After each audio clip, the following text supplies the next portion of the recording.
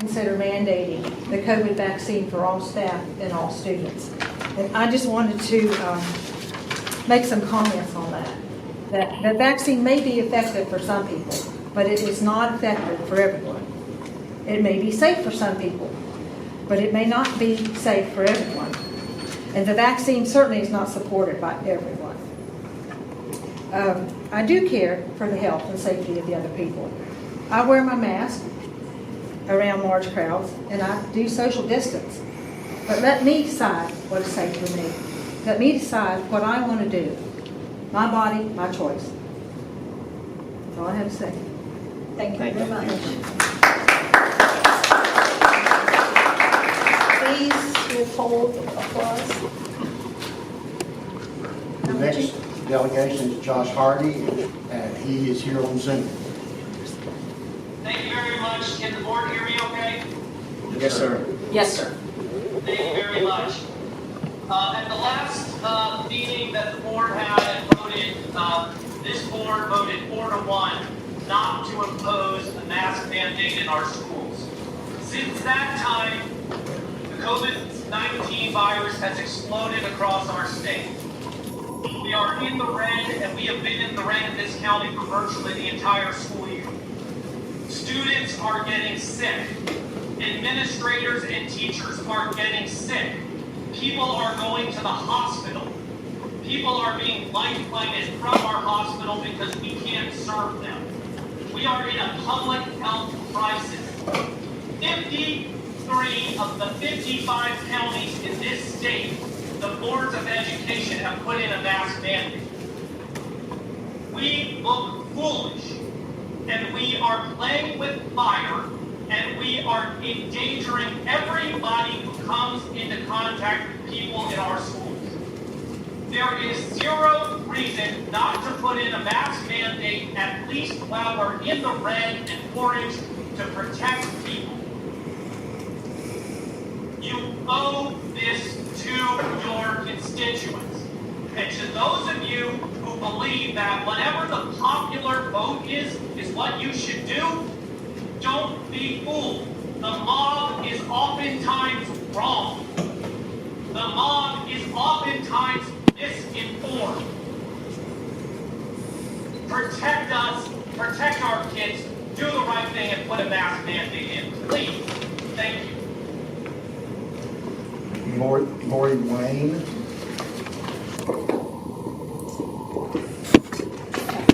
I'm planning on coming to quite a few of the board meetings because I have a special interest for being here. And I have put out to the staff at Green Bank School that if they had a concern or something that they would like brought before the board, that I would do that. And so I have a couple of those that I'd like to share. One of them is that they want to know if you could put back in the paycheck protection policy.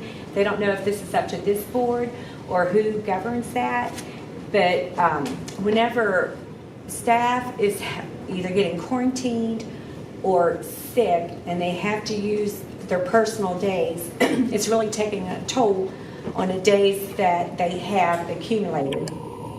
And we've had a couple of staff at our school that has been quarantined twice, not sick, exposed at school, and had to quarantine. And so this year they have to use their personal days. And that's not saying how many times that's going to happen this year. So they would like to know if y'all could check into that and see about getting the paycheck protection policy back for that. Another thing that we're running into is that we do not have enough subs professionally or for service personnel.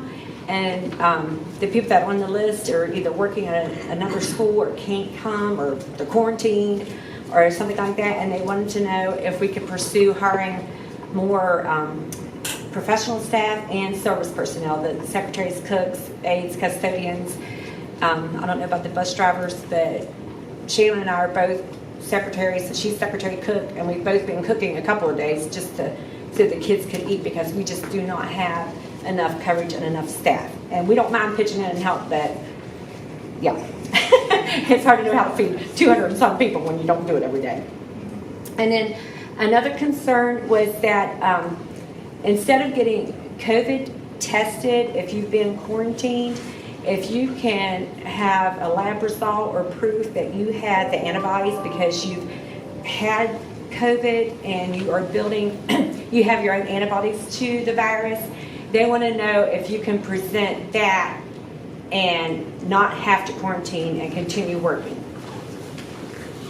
And some would rather we go back to wearing a mask, social distance the 6 feet, get out early on Wednesday like we used to and do the deep cleaning, or if we have to leave every day an hour early to do the deep cleaning, they would rather do that than have to go remote. So that was some of the concerns that some of the staff gave me to share. I'm not speaking for all the staff, but for the staff they gave me that to share. And then on the vaccine, it sounds like whenever you hear the reports that people that are unvaccinated in the majority of the people that are in the hospital dying with COVID or being on ventilators or whatever are the unvaccinated. But people are not considered fully vaccinated until 2 weeks after their second dose of the vaccine. So if you have people that have only had one vaccine, 2 vaccines, or they've had both vaccines and they're not yet out the 2-week period, those people are still in account as being unvaccinated. And they just want to make sure that we are aware of that. If they're not, I'm not pro-vaccine, I'm not for it, I'm not against it, but I want it to be my choice on what I do and when I take that vaccine. And so one of the comments was that, all of the hospitals full of unvaccinated people, all the sick people, all the complications, et cetera, including single dose and double doses, less than 2 weeks, may not be truly unvaccinated. And that's where they're getting that from. And then somebody referred me to the vaccine adverse event reporting system. And this was updated September the 3rd, and then it was updated again September the 10th. And September the 3rd, there was 14,506 vaccine adverse events in that. And this week, there was 14,925. There was 419 deaths from COVID from last week to this week, and 2,301 hospitalizations due to the COVID vaccine, and that's what the hospitals are reporting. So they just want to make you aware of what is going on with the COVID vaccine and just leery about it. And as a personal, I'm really scared when they want us to vaccinate 5 to 12-year-olds. Thank you. Thank you.